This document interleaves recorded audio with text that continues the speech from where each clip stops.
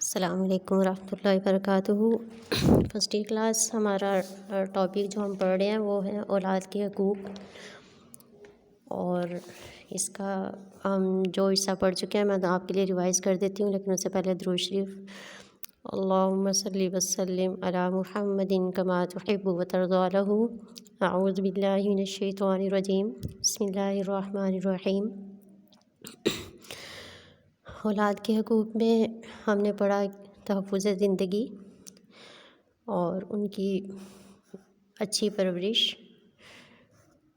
اچھی تربیت، اور آج ہم اس ٹاپک کی اگلی ہیڈنگ پڑھیں گے کہ اولاد کے ساتھ شفقت و محبت کا برتاؤ کیا جائے۔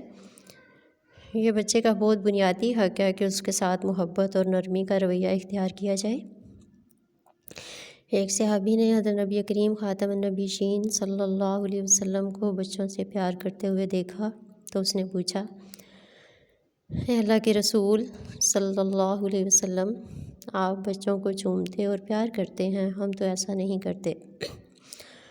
تو آپ صلی اللہ علیہ وسلم نے فرمایا، کیا میں اس بات پر قادر ہوں کہ اللہ تعالیٰ نے جو رحمت تیرے دل سے نکال لی ہے اس کو پھر تیرے دل میں رکھ دوں۔ تو بچوں سے محبت کرنا یہ دلوں کی نرمی کی علامت ہے، شفقت کی علامت ہے، اور نرمی کو بہت پسند کیا گیا ہے۔ ایک بار حضرت نبی کریم خاتم النبیین صلی اللہ علیہ وسلم نے حضرت حسن رضی اللہ تعالیٰ عنہ کو چوما اور پیار کیا۔ اس وقت اقرع بن حابس تمیمی بھی آپ کے پاس تھا، خدمت میں حاضر تھا۔ اس نے عرض کیا، یا رسول اللہ صلی اللہ علیہ وسلم، میرے 10 بیٹے ہیں لیکن میں نے کبھی کسی کو نہیں چوما۔ تو آپ صلی اللہ علیہ وسلم نے فرمایا، جو رحم نہیں کرتا اس پر رحم نہیں کیا جاتا۔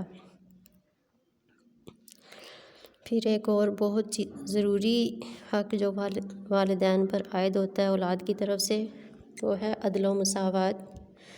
یعنی آج کی پہلی ہیڈنگ جو ہم نے پڑھی ہے وہ ہے شفقت اور محبت۔ نیکسٹ اب ہم پڑھیں گے عدل و مساوات۔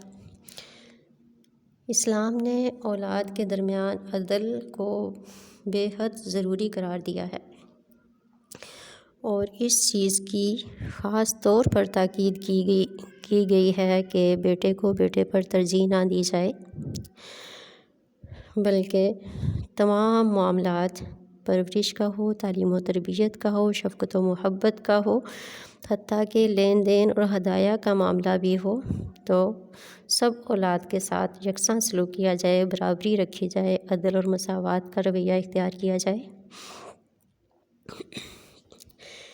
ایک صحابی رضی اللہ تعالیٰ عنہ نے اپنے بچوں میں سے کسی ایک کو غلام کا تحفہ دیا، اور حضرت نبی کریم خاتم النبیین صلی اللہ علیہ وسلم کو اس پر گواہ بنانا چاہا۔ تو آپ صلی اللہ علیہ وسلم نے دریافت فرمایا، کیا تم نے اپنے سب بچوں کو ایک غلام بخشا ہے؟ اس نے عرض کیا، نہیں۔ تو آپ صلی اللہ علیہ وسلم نے فرمایا کہ میں اس پر گواہ نہیں بنوں گا۔ خاص طور پر بیٹی کے ساتھ عدل اور مساوات کی بہت زیادہ تاکید کی گئی ہے۔ حضرت محمد مصطفیٰ خاتم الانبیاء صلی اللہ علیہ وسلم کا فرمان عالی ہے کہ جس کے ہاں بیٹی پیدا ہوئی اور اس نے اسے جاہلیت کے طور پر قتل نہ کیا اور نہ ہی اس کو حقیر جانا اور نہ لڑکوں کو اس کے مقابلے میں ترجیح دی، تو اللہ تعالیٰ ایسے شخص کو جنت میں داخل کرے گا، آمین۔ پھر بچوں کی جو پیدائش کی رسومات ہیں، اسلامی رسومات، ان کی آپ ہیڈنگ بنا لیں، رسوم پیدائش۔ تو اور اولاد کا ایک بہت جو بنیادی حق ہے وہ یہ ہے کہ بیٹا ہو یا بیٹی ہو، ان کی پیدائش پر والدین کو خوش ہونا چاہیے، اور چند اسلامی رسومات ہیں جو ادا کرنی چاہیے۔ اور سب سے پہلے بچے کی پیدائش کے بعد پہلی جو اسلامی رسم ہے یا اسلامی ہمارے لیے ایک سنت ہے کہ تحنیک، کسی نیک بندے سے بچے کے حلق میں پیدائش کے بعد کوئی میٹھی چیز وغیرہ لگوائی جائے، جس کو عموماً گھٹی دینا کہتے ہیں۔ پھر نمبر 2 پہ ہے عقیقہ۔ 7ویں روز جب بچے کی پیدائش کا 7واں روز ہو تو بچے کا عقیقہ کیا جائے، اس کے سر کے بال اتروائے جائیں اور ان بالوں کے برابر تول کر چاندی صدقہ کی جائے، اور جو عقیقہ ہے اس میں لڑکے کی طرف سے 2 اور لڑکی کی طرف سے 1 جانور ذبح کیا جائے، اور اگر بچے کے والدین عقیقہ نہ کر سکیں تو بچہ بڑا ہو کر خود بھی اپنا عقیقہ کر سکتا ہے۔ پھر ایک جو بڑا ضروری حق ہے بچے کا اس کی پیدائش کے بعد وہ ہے کہ اس کا اچھا نام رکھنا۔ نام جو ہے وہ شخصیت کا آئینہ دار ہوتا ہے، نام کا شخصیت پر بڑا اثر ہوتا ہے، تو بچے کا اچھا نام رکھنا والدین کا فرض ہے۔ حضرت محمد مصطفیٰ خاتم الانبیاء صلی اللہ علیہ وسلم نے فرمایا، اللہ تعالیٰ کو سب سے زیادہ پسندیدہ نام عبداللہ اور عبد الرحمن ہے۔ پھر بچے کا ختنہ کروانا چاہیے۔ ختنہ بھی اسلامی شعار ہے، اور حضرت نبی کریم خاتم النبیین صلی اللہ علیہ وسلم کا فرمان ہے 5 چیزیں فطرت ہیں جن میں سے ایک ختنہ کرانا ہے۔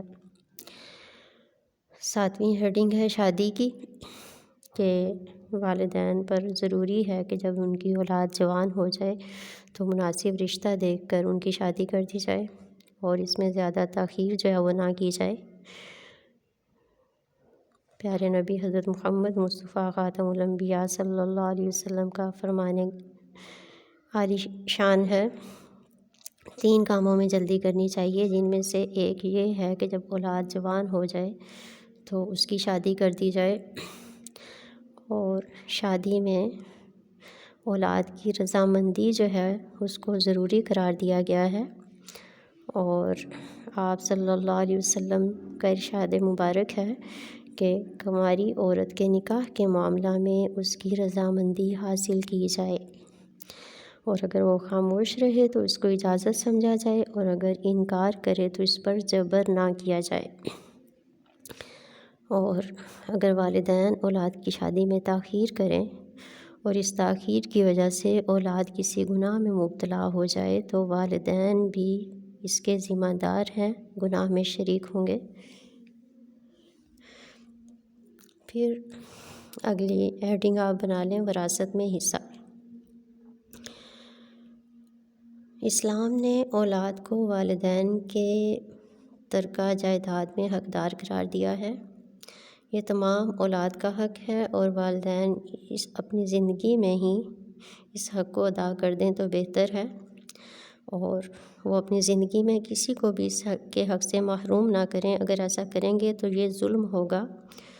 شریعت نے وراثت میں حصہ جو ہے اس مقرر فرما دیا ہے، اور سورۃ النساء کی آیت نمبر 11 میں والدین کی جائیداد میں بیٹے کا حصہ بیٹی سے 2 گنا مقرر فرمایا ہے۔ ارشاد باری تعالیٰ ہے، یوصیکم اللہ فی اولادکم للذکر مثل حظ الانثیین۔ اس کا ترجمہ ہے کہ اللہ تعالیٰ تم کو تمہاری اولاد کے بارے میں حکم دیتا ہے کہ لڑکے کو 2 لڑکیوں کے برابر حصہ دو۔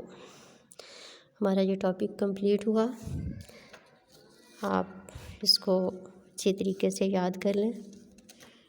فی امان اللہ تعالیٰ، اللہم صلی وسلم علی محمد کما تحب و ترضی لہ۔